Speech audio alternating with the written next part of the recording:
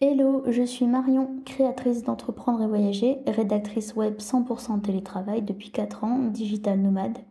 Si mes contenus te plaisent, n'hésite pas à t'abonner à cette chaîne YouTube et au blog.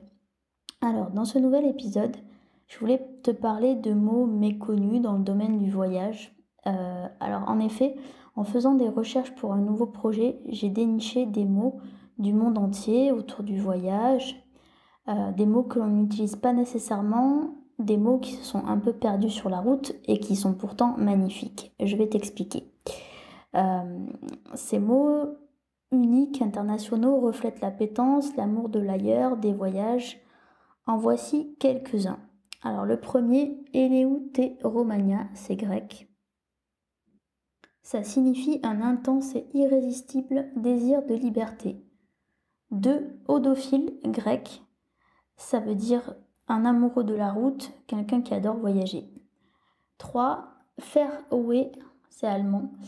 Ça veut dire une appétence pour les destinations lointaines, un désir ardent de voyager dans des endroits lointains.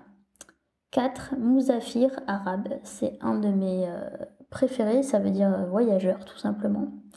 Ensuite, avec des origines du vieil anglais, gadabou, c'est une personne qui voyage souvent, tout particulièrement pour le plaisir, pour son plaisir.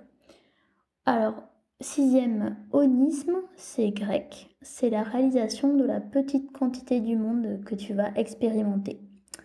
7e, némophiliste, c'est grec aussi, c'est une personne qui adore la forêt pour sa beauté et sa recherche de solitude.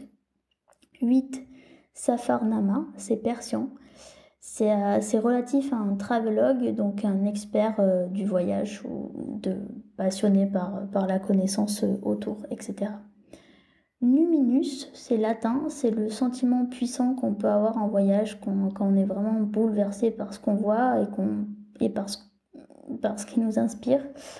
Le 10e, c'est dromomania, c'est grec, c'est l'incontrôlable impulsion, le désir de vadrouiller ou de voyager.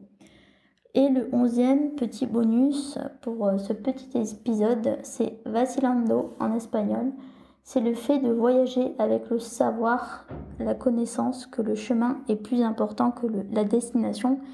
Et ça, c'est vraiment une thématique qui me tient à cœur. Moi, ce qui me compte dans l'aventure Entreprendre et Voyager, c'est vraiment le cheminement et pas de dire il faut absolument aller dans tel pays ou dans telle destination pour digital nomade. Pas du tout. Ce qui compte avant tout, c'est ce qui toi te correspond. Voilà, je trouvais que ça a changé un peu comme sujet. Après là, j'ai fait très très court, avec Eleuthéromania, odophile, Fernweh, Musafir, Gadabou, onisme, némophiliste, Safarnama, Numinus, dromania et vacillando.